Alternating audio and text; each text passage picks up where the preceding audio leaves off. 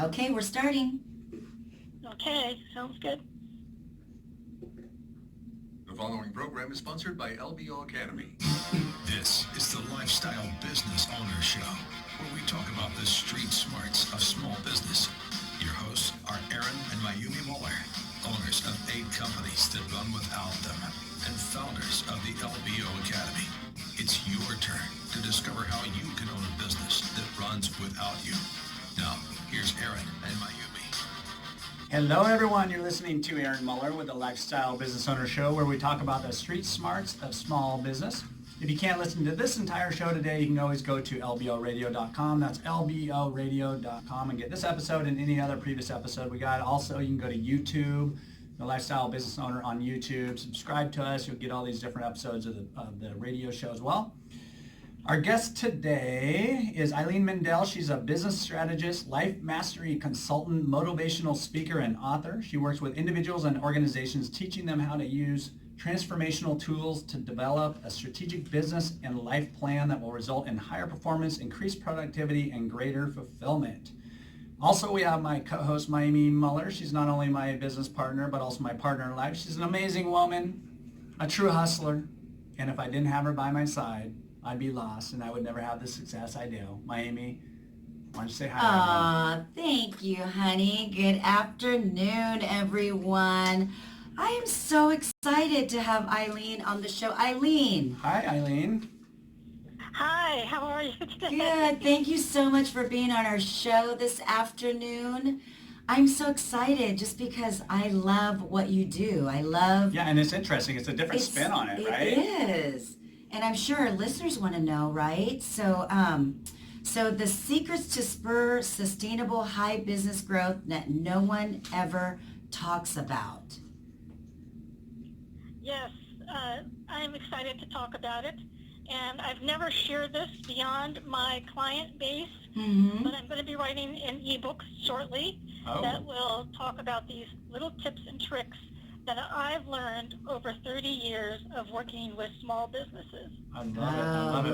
We're going to get into a little bit of your background. I've just got to say there was something that was on your website that really stood out to me, and I don't know if you came up with the slogan or you grabbed it from somewhere, but I thought it was really, really cool. You said, align your soul, manifest your goal.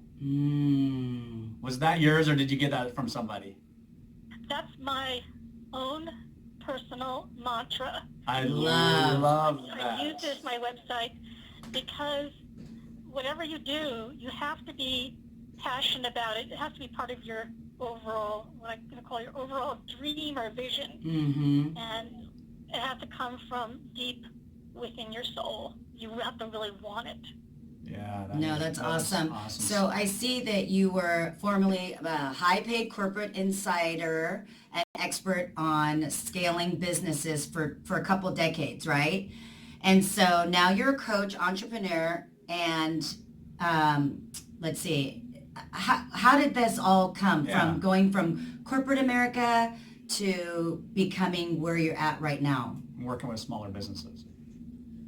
Well, actually, I was with corporate America during my early stages of my career,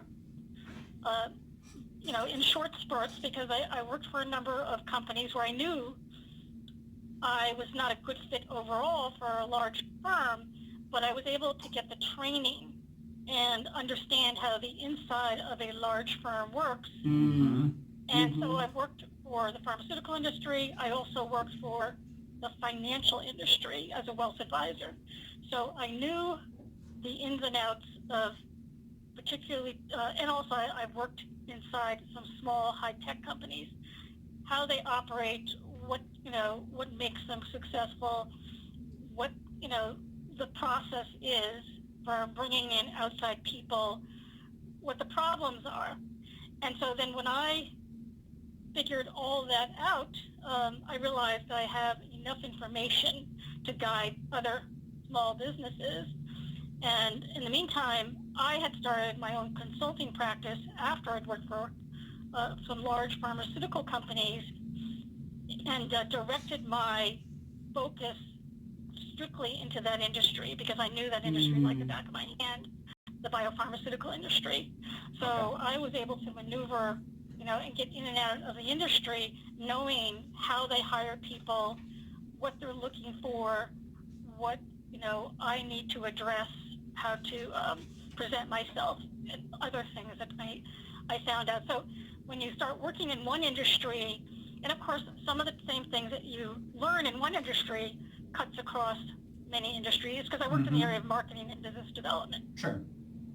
And you can do that with any size of business, really. And just like I said, you brought this larger corporate style and the things that you learn there, and you can bring it into smaller businesses that a lot of times don't recognize a lot of the things that these big corporations do. And so you're helping small businesses think bigger, right?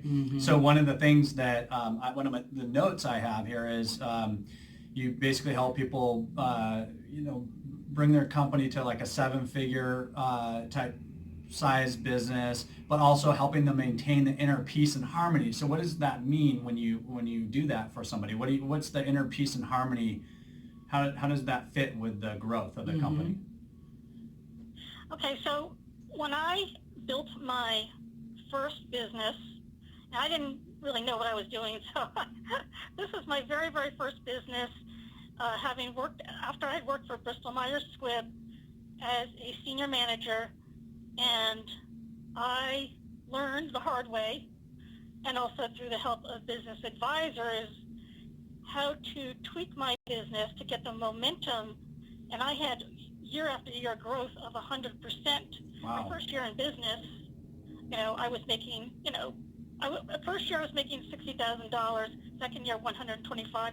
By the third year, I was already making $250,000 a year. Wow. Nice.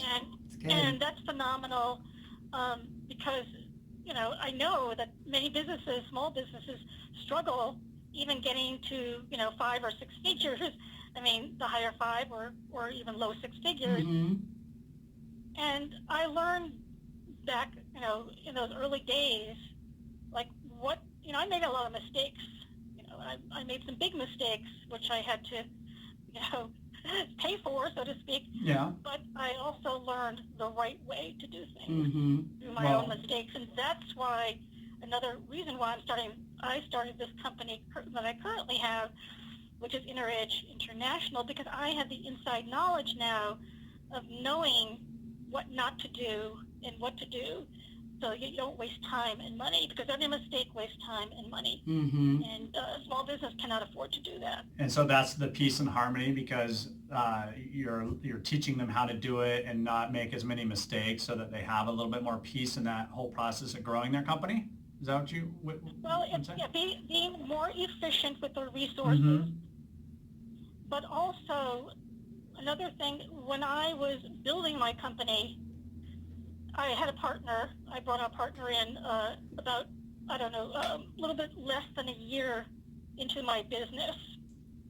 And we decided that we were going to, intertwine having fun into the business while we were building the business. And so we would do things like we would go on, my partner and I would go on hikes sometimes and, do and discuss business while we were going on a nature hike. We would have breakfast meetings, and we would meet also some of our clients or referral people at the breakfast meetings and get other ideas, or that's where we would generate a lot of creative ideas. There was always opportunities where there was time out, where it wasn't a 9 to 5, even though we showed up at the office very early, we had, long hours. Right. And we put in those hours knowing that we were going to have some fun also. It wasn't all serious, where we would actually take time out, and there was a little place downstairs from our office where we would play pinball and challenge some of our employees. Do you want to have a little pinball competition just to break the monotony, the seriousness and the monotony of the job? And I wish I had the pinball machines in the company itself, because I know some of my actually fellow business owners that actually buy pinball machines. They do that, or they buy ping pong tables, Yeah. competitions, as a break where people can get the stress and frustration out. Absolutely. No, I think Love that's that. great. I do So love that. I know that you teach your clients like a technique, something called the three-legged stool. So what is that? And tell us how that works. Okay, so that came about when I was building my business, and I brought in 5 advisors into my business. Mm-hmm. And one of the advisors, I would have meetings one-on-one with my advisors, as well as board meetings with the advisors. And this one advisor said, Eileen, you're probably going through a cycle just like most businesses, Mm-hmm. where your revenues are going up. You're doing the projects, you're doing the business, you're getting paid, and then you stop your you've stopped your marketing during that time period because all your resources are being used to finish up the project. Mm-hmm. And now you've got your revenues, your cash flow is going down again, and it's an up and down roller coaster. She said, you've got to smooth that out by having more than one type of product or service going on at a time. Mm-hmm. I said, oh yeah, that makes sense. Mm-hmm. So that's when we did, we published books. We had the book business.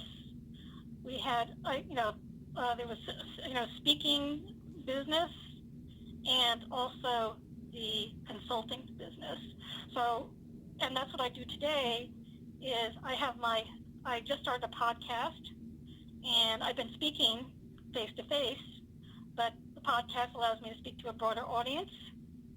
And I am in the process of writing, some ebooks. So the And three-legged stool is like 3 forms Facets of of businesses, like so that you can like not revenue streams have all of or- your eggs or- in one basket. Exactly. Okay. Revenue streams, so that when one is at a lull, another one is at a high. So you continue to smooth out your revenue stream. Mm-hmm. And the other key thing is you want to get to the point, and this is the most difficult part, of 10 loyal clients, 10. Oh, you guys, 10 loyal, you know what? business. We are talking to Eileen Mendel. She's a business strategist, life mastery consultant, motivational speaker, and author. And we are discussing the secrets to spur sustainable high business growth that no one ever talks about. You can reach Eileen at inneredgeinternational.com, and you can follow the Lifestyle Business Owner Show on Facebook and Instagram, and also lboradio.com. Break. We'll have more of the Lifestyle Business Owner Show right after this, here on AM 1580. The Answer. Hey, Eileen, I know that went really fast. Yeah, it was like, I know, right? We're already at the break. We're ready to break, so now when we come back, I want to talk about what we left off at is your 10, what was, the 10 loyal clients. yes, the 10 loyal clients. 10% a major, there's 80-20 rule. I'll talk about that. Okay, we're going to You move intro on, back into that. Your whole business doesn't go down the tubes. No, this is Exactly. great. This is good stuff. No, this is awesome. All right. Well, I think we're ready. Yeah, are you Good. ready, Eileen? Yes. Okay.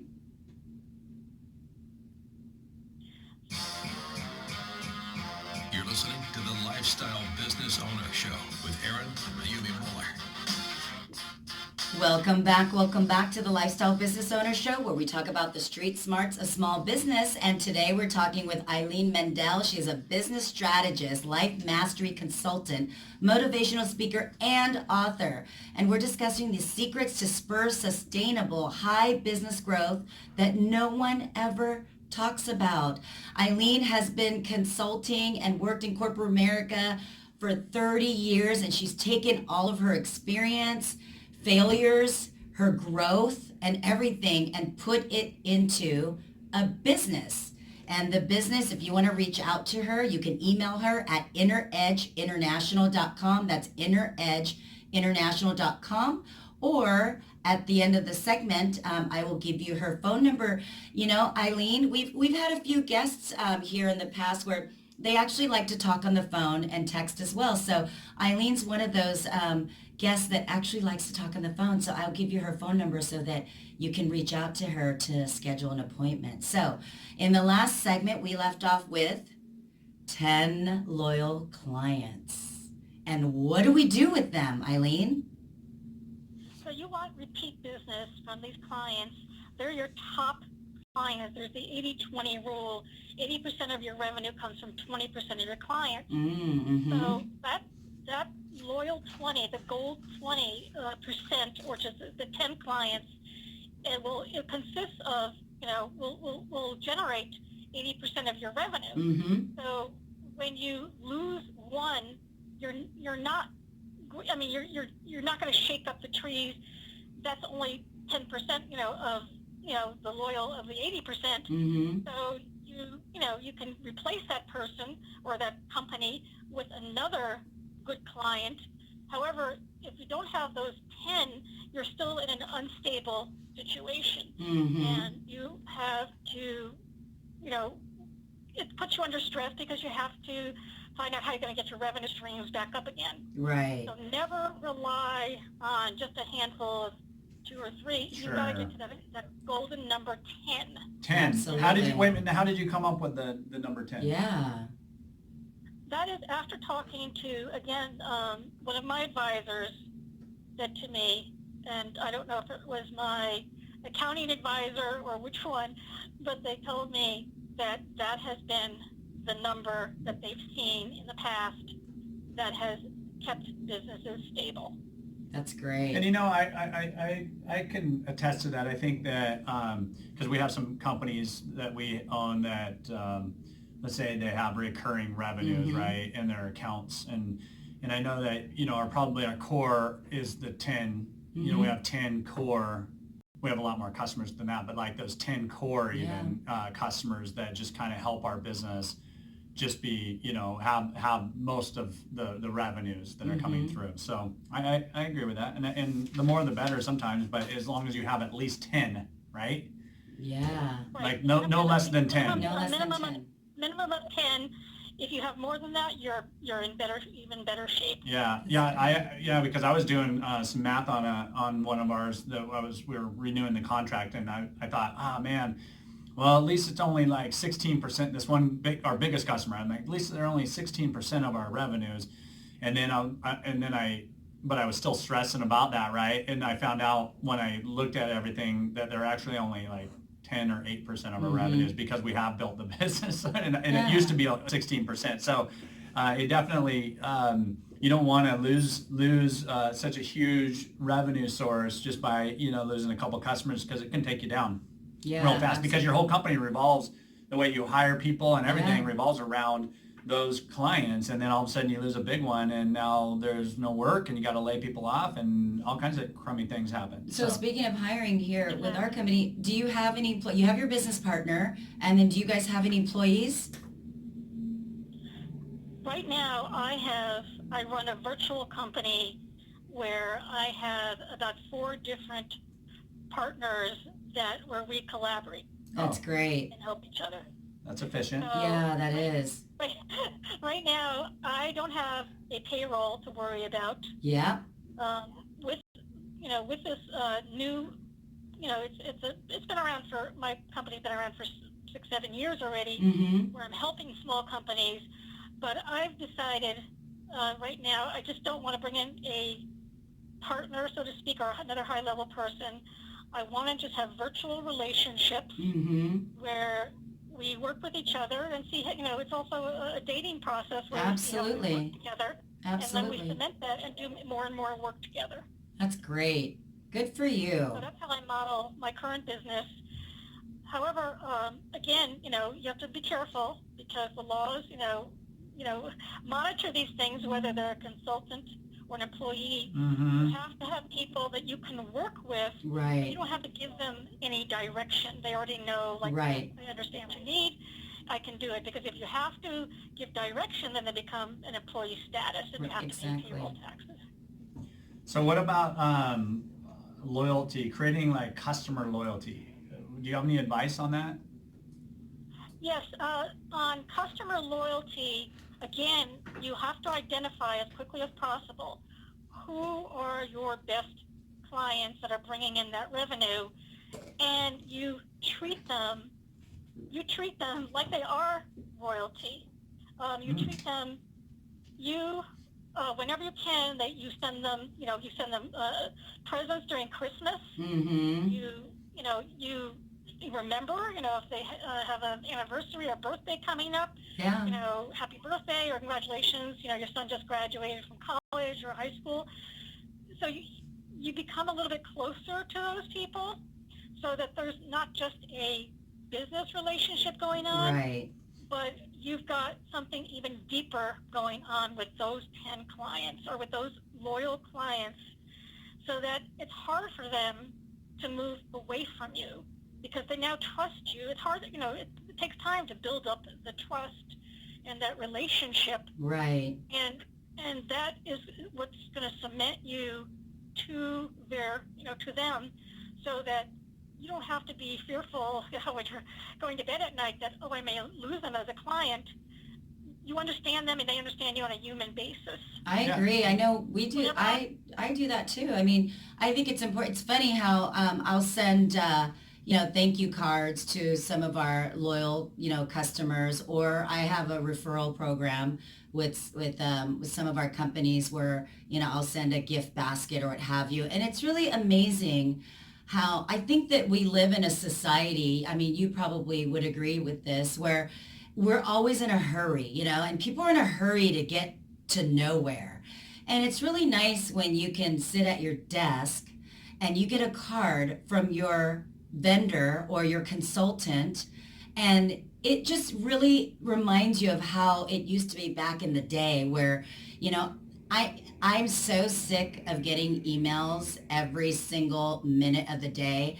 When I can open up a card from somebody, I just really appreciate that. And it makes me want to do business with that person even more. So it's kind of like you've taken that 30 years of experience. And I think that's the way we used to do it back in the day, because we didn't have computers, right? I like the cards. I like the saying, royalty creates loyalty. Yes, it does. Yes. It does. It does. No, that's good. Well, I want to get to my Yes. most anticipated question. I am so excited to understand what the heck this is. So excited. I've been talking about it for weeks. Yep. I understand you teach something called slice the salami. What does that mean? What is that, Eileen? Yeah.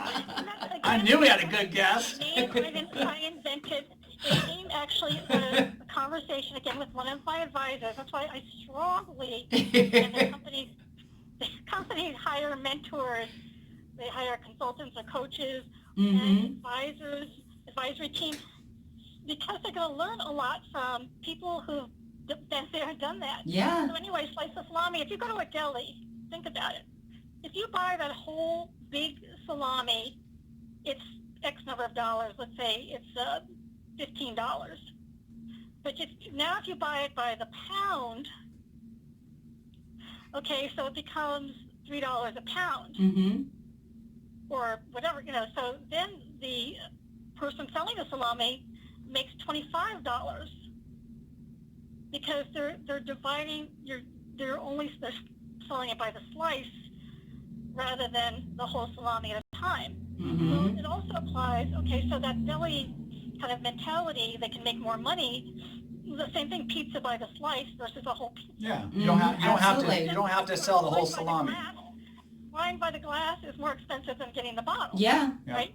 Yeah. So on the business side, it makes a lot of sense.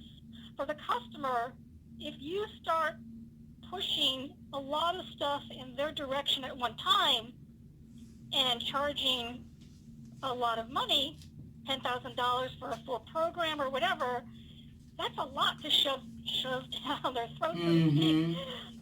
So what you want to do is offer the basic framework, just like when you're buying a car, you offer, the basics.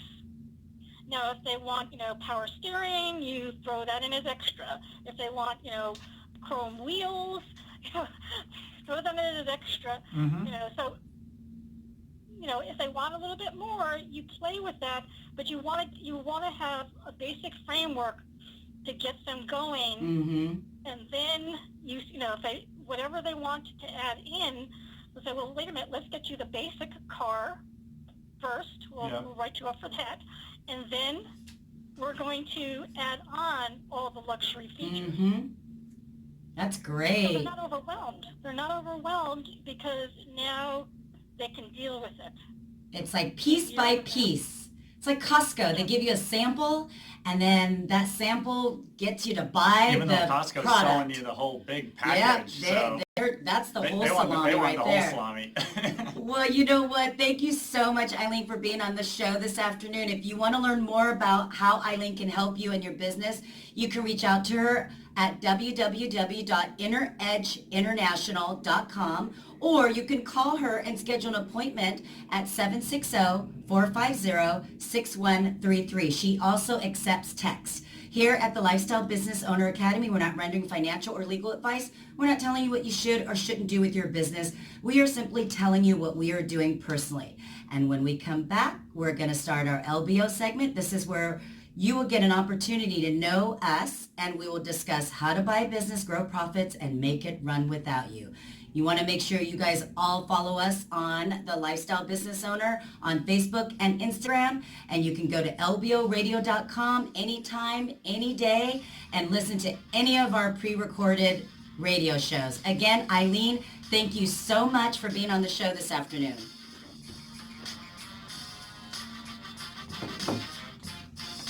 We'll be back with more of the lifestyle. Ready? Is it recording? Yeah.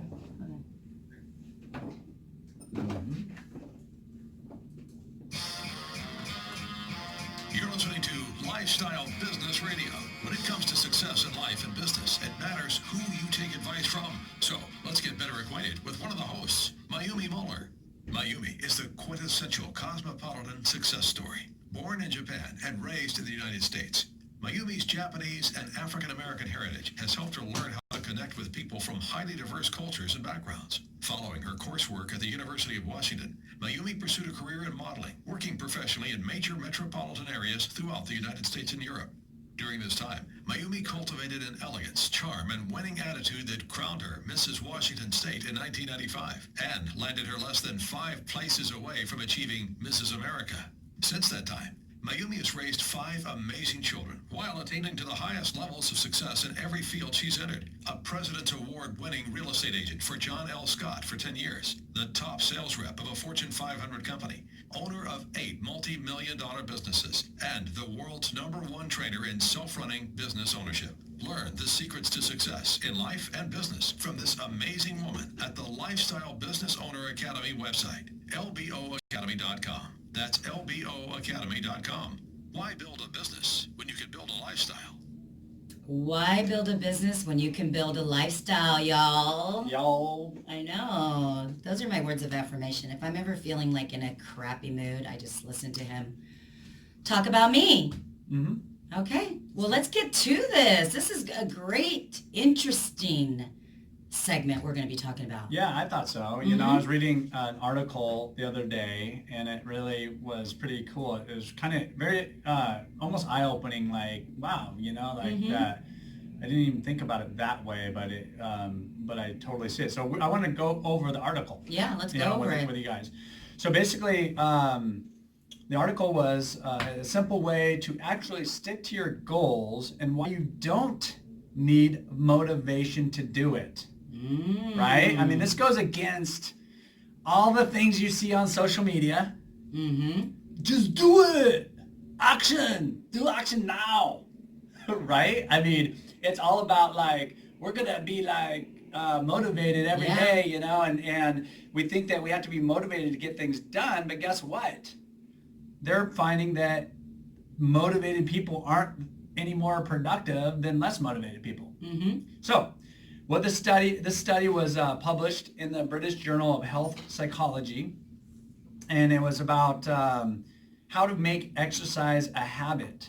So they actually had 250 people, and I think exercise is a good example because it's a great example. It's hard to do. Like, you know, people don't necessarily like to do it. So they had 250 people, They had 3 groups.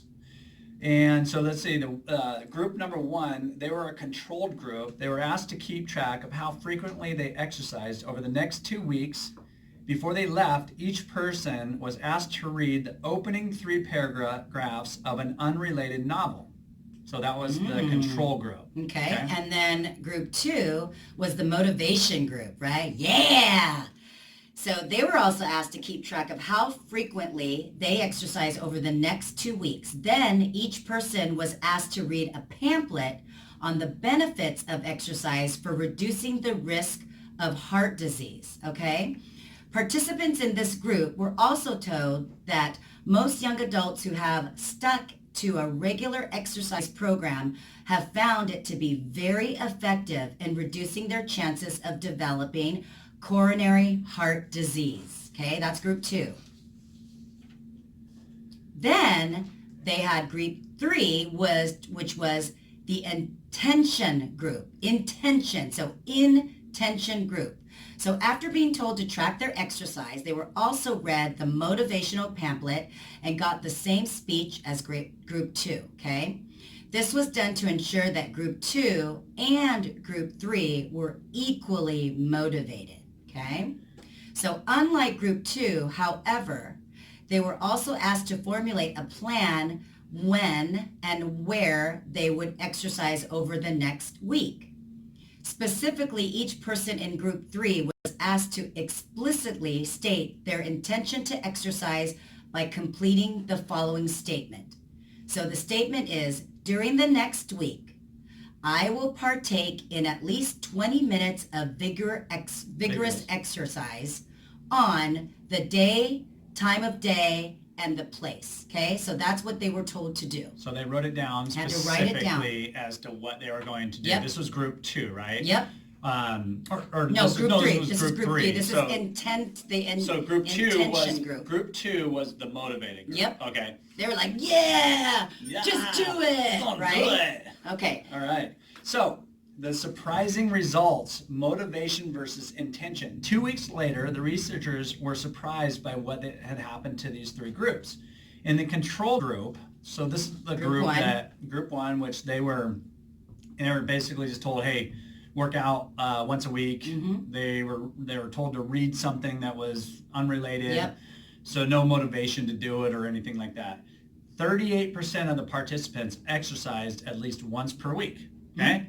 Okay. So then the motivation group, who should be, that should be pretty hard, pretty high, right? Mm-hmm. I mean, the motivation group, 35% of the participants exercised at least once a week, less than the control group. Isn't that okay? crazy? So here's the crazy part. In the intention group, this is the people that wrote it down. They had to write down Specifically. 20 minutes of vigorous exercise on what day, the time, and the place that they did the 20-minute exercise. Yep. So the intention group, they had 91% of the participants that exercised at least once per week. Wow. So what does that all tell us? So simply by writing down a plan that said exactly when and where they intended to do the exercise, the participants in group 3 were much more likely to actually follow through, which is totally like crazy, right? I mean, you talk about writing down your goals. Everyone talks about that, right? That it's important, but this is a controlled experiment showing that motivation isn't necessarily what makes people do things, right? No. And I remember when I was younger, we didn't have computers and technology back then, but I remember that when, I would write assignments down, or, I wouldn't just try to remember. If you put your hand to the paper, it really makes you remember to do things more often. So, it's like if you see it, you can achieve it, right? So perhaps even more surprising than that was the fact that having a specific plan worked really well, but motivation didn't work at all. You guys hear that? Group 1, the control group, and group 2, the motivation group, performed essentially the same levels of exercise, right? It was like 38% and 35%, okay? And the control group was 38%, the motivated group was 35%. Exactly. So, as the researchers put it, motivation had no significant effects on exercise behavior. So we're going to talk about how to follow through with your goals. Yeah. So first, deciding in advance when and where you're going to take specific actions to reach your goal can double or triple your chances for success. Yeah, you guys hear That's that? pretty awesome. Yep. Deciding in advance. We all ultimately want success. You can't just watch a motivational piece and go, okay, that's cool. I'm going to do it now. You're going to be like, in about 5 to 10 minutes, I don't know, I got all these other things to do. But if you write something down, like us coming to the radio station, right? Every week, we're like, if we didn't have to do this, we wouldn't do it. Right. But we do it because it's written down in concrete every single week. It's the same thing, as simple as just any kind of appointment. And when you watch motivational people on your social media, they're like, yeah, just do it. And you're so excited, right? Well, do what? You didn't write anything down to do, so then you don't do it. Mm-hmm. So if you use this strategy to achieve your goals, right? So you're using the strategy, which is planning out when and where you will perform a specific behavior turns your environment into a trigger for action. The time and place triggers your behavior, not your level of motivation. You guys hear that? Planning out when and where you will perform a specific behavior. That's awesome. So what's the moral of the story, you guys? You gotta write stuff down. There's a reason why people have calendars and vision boards and words of affirmation, because motivation is short-lived, y'all. I listen to some people. I get all jacked up sometimes when I listen to Gary Vee, but then after I go to the next video and it's a bunch of puppies playing in the water, I'm like, squirrel, right? That's the true. motivation's gone. Or the food. The next one's a food blog. Or the Amazon page where you can go buy some stuff. Oh yeah, I do get distracted into Amazon. But she's really motivated to buy I am motivated, man. That is my motivate. Because look I'm writing it down. I'm clicking how many I need. So the moral of the story is motivation is short-lived, you guys, and doesn't lead to consistent action. If you want to achieve your goals, then you need to plan for exactly when and how you're going to execute. And you don't have to be a wired, totally motivated person, right? I mean, if you're just putting down your goals and your actions and what you're going to do, and be specific about it, anybody can do it. I mean, that's what it showed right there. I mean, and you asked me when we were driving, and you're like, well, what about motivated people get things done? I said, okay, 35% of those motivated people actually get things done, right? Right. So out of 100, 35% are getting it done. The other percentage are not, right? So bottom line is, just because you're motivated, there's going to be some people that's what drives them, and they just have this internal thing that's making them do things constantly. But after a while, we all lose some motivation, right? I mean, we all get kind of bummed out about maybe our progress in something, or something didn't work out like we were thinking, or whatever. We're just kind of bummed out. I mean, you lose motivation. But you can't have motivation without having the action that you're going to apply, right? So I feel like, yes, you still have to have the motivation, but you have to have the SMART goals. And we've talked about this before in other episodes. And this is when you write down, don't just write crap down just to be writing it down. I want to be a rapper. So you're going to be a rapper within a certain amount of days, and I'm going to practice 4 days a week. And those are SMART goals. The SMART goals are specific, measurable, relevant, and time-bound. It specifically says that in this article. You have to have specific, measurable, achievable, relevant, and time-bound in order to achieve your goals. So, you guys stay tuned for the Ask Aaron and Mayumi segment. This is where business people across the world write into Ask myself and Aaron about the street smarts of small business. If you missed any of our show today or would like to listen to any of our previous shows, make sure you go to lboradio.com, and also make sure you guys follow us on our social media on Facebook and Instagram, The Lifestyle Business Owner, and you can also send in all of your questions to lboradio.com. That's lboradio.com.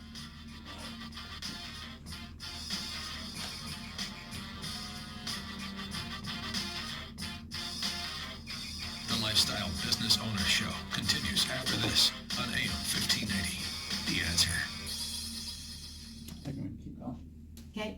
Ready? Mm-hmm. Do you want to look at the questions? Favorite Instagram. Don't read it out loud. Oh.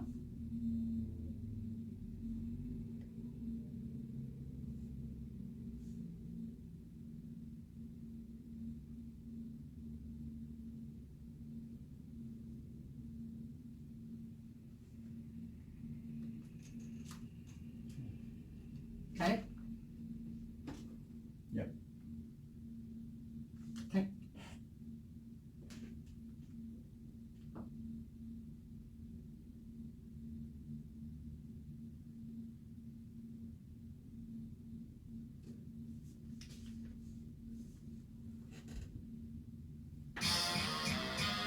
You're listening to Lifestyle Business Radio. When it comes to success in life and business, it matters who you take advice from. So let's get better acquainted with one of the hosts, Aaron Muller. As a child, Aaron developed an interest in small business ownership from his family's marina on San Juan Island. From the start, Aaron was driven to seek out business opportunities and attain entrepreneurial success. His very first business venture was catching and selling shrimp at the docks when he was only 10 years old. While his peers were preparing to enter 7th grade, Aaron opened a bumper boat rental company, catering to San Juan's ample tourist traffic. Aaron's first real job came in high school, but by the time he graduated, he'd earned enough to purchase half the company. Over the past 30 years, Aaron has gone on to start or buy over 20 companies in the Pacific Northwest, and now owns 8 multi-million-dollar businesses. Aaron is the world's premier trainer in self-running business ownership and author of the Lifestyle Business Owner book, which lays out the principles for making a 6-figure income by working as little as 5 hours a week. Learn how to achieve your goals from this phenomenal business mind at the Lifestyle Business Owner Academy website, where you learn all kinds of amazing business knowledge. Visit lboacademy.com and take your life in an extraordinary new direction. That's lboacademy.com. Why build a business when you can build a lifestyle? There you go. There you go. So what, people need to go out and go get the book. You Check out the guys, book, The Lifestyle Business Owner. It's out on, okay, we did get some new updated news on the audio book. yes. I'm having to restart over again with a different process because my publisher had problems with the person they hired. So I'm hiring another one. So I'm thinking it's going to be another like 90 days. And he's good, you And guys. this guy's good. He's got So a good voice. it'll be totally worth it when it's done. Yep. So I know you guys hate reading. Sorry, guys, you're going to have to read it. Yeah, you're gonna have to read it first. Yep. And then you can listen Then you to can them. listen to it. Anyway, so the book's available, Barnes & Noble, bookstores, wherever bookstores you guys go to, Amazon, Kindle, the Nook, all that stuff. Yeah. So anyways, check it out. It really helps people in their business and understanding not just their business, but like how to get into a good business, how to buy a good business, and then take that business to a whole new level to be able to get that company running so that the owner doesn't have to work more than 5 hours a week if they don't want to. And If then they you don't can want do to. multiple companies, or you can just live a life of freedom. You And guys, that's what this it's is a about. how-to book that Aaron has put together the last 30 years of failure, success, and growth into this book. You guys, everything that Aaron put in this book, guess what? We do in all We 8 love it. companies. We do it in all of them. And if we buy a new one, we assess it, we go in, and we start implementing systems. So it's awesome. Also, our academy, we started an online academy called Lifestyle Business Owner Academy. Thank you all who have joined the academy, because we've been getting some phenomenal feedback on the resources, the information that they've gotten from us sitting with them and going through the process. We've done what, baby, like 110 videos Yeah, there's on at from least A to 110, Z yeah. on how to buy a business, grow profits, make it run without you. And we're along work with you along the way, right? So Yeah, it's not it's just, you don't interactive. just watch the videos and that's it. You can like ask questions and comments on each video, and Yeah. then we chime in. Our team will come in and also answer a lot of your questions. So it's like having a one-on-one consultant, but, Yeah, but absolutely. doing more of a group process. with Yeah, it. you So- guys, LBO Academy, go to it and sign up today. So let's get to these questions, hun buns. Let's do it. Okay, so Ellen from Austin, Texas. Favorite way to follow us is Instagram. Okay. I run a small business and I feel like people are not responding to my marketing pieces as they did before. After seeing the same thing many times, people start to get jaded. How do you find new marketing ideas that are good? First question. And can I just randomly test things, but it feels like a shot in the dark? You know, I mean, it's going to be a lot of shot in the darks because first off, we don't have this big marketing team working for us to really do the research or the research team to really know what to do. If you don't want it to be a shot in the dark, what I would recommend doing is going onto YouTube, finding out a lot of newer, innovative ways to market a small business locally. And if that's your goal, right? Because there's so much information out there to do that. So we do that even like when we're doing marketing on some of the social media, we research how to do it better so that we are not wasting as much money doing it. I mean, because we're always trying new things and guessing that, well, let's try this. But you can do a bunch of testing marketing things that then you can put the good amount of money into the stuff that you found that really worked. So I say the old stuff still works. Yeah. I think marketing is just a lot of little things that create Little this tweaks. little tweaks, little various avenues. You have to do it within a budget, but there's not one right way, and then a way will come back because people get tired of seeing another way, right? So Yeah, mix it up. I'm constantly changing. We are. You never know what's going to work at the time, but I also like to stay in front of people's face. It's called branding. So even if something isn't getting people in the door right that moment, you never know who's seen something that you have sent out or done that they came in 3 months later because they had seen it and they consistently saw it. So branding is important too. Absolutely. Great question. Good answer. So the next one is from Teresa in Corona, California. Corona. Like the drink. Like the beer. I don't drink beer, so I was calling it Corona. Corona. Corona. That was my first girlfriend. Was it? Just kidding. Oh, God. I'm like, wait, really? Is that even a name? No. It could be. Okay, well, it's the name of a city in California. Favorite way to follow us is Facebook. So, since reading your book, thank you, Teresa. I really feel like I am on the right path. I can't wait to become a lifestyle business owner. The problem is that I'm getting a lot of negativity from the people I love and care about. They think I am foolish to chase after the dream of becoming a lifestyle business owner. Do you ever get negativity from people do you ever get negativity from people who are important to you, and how do you deal with it?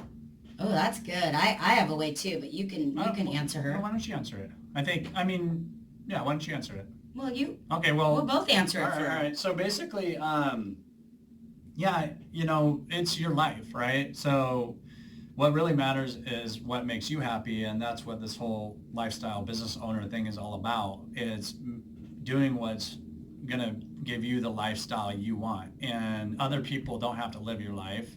And if they are part of your life, then what you need to do is communicate with them enough that they are on board with you and they get excited about the whole process of what you're wanting to do, and compromise maybe on one thing or another, just so that they're feeling that they're being heard as well.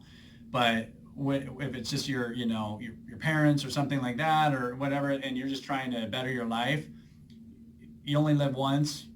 If you don't take a risk, you're not going to get anything. So you might as well just do it and try it and see what happens. And if there is failure, big deal. So the negativity, don't let it get to you. And the only way you can not let it get to you, I guess, is to mentally ignore it and just tell yourself that, you're making the right decisions for you, and it's making you happy to make these decisions. And hopefully they're going to just come on board after a little while. So my thought on it is that, I mean, believe me, I have had my share of negative people in my life. But this is the thing, what I've realized through growing through this process, people are putting their fears onto you, okay? So it's their fears or their dreams that either they have a dream of being a business owner, they don't want you to become one. And just because they care about us, it doesn't matter. It's not about us, it's about them, right? So What I would do is I wouldn't really share as much. I would keep the excitement within yourself and then maybe within a small group of people, and then show them. You show them that you are becoming a lifestyle business owner. That, because that's much better. You like that? Yeah, because that's what I do. I just show people. Yeah, so you just show them. I don't talk about that. And you don't have to talk to everyone. The thing is, if you don't want to even talk to anybody, then you get a mentor. And your mentor and you will push through it so that you buy a business, you build the systems, you grow the profits, and you make it run without you. And then you take your mom and dad or whoever on vacation with your lifestyle business owner money. You still love them, they still love you, but now you have proof. You've proven to them that you've become a lifestyle business owner. Thank you so much for listening to our show, and where we talk about the street smarts of small business. If you missed any of it, go to lboradio.com. I want to thank our guest, Eileen Mendel, for being on the show.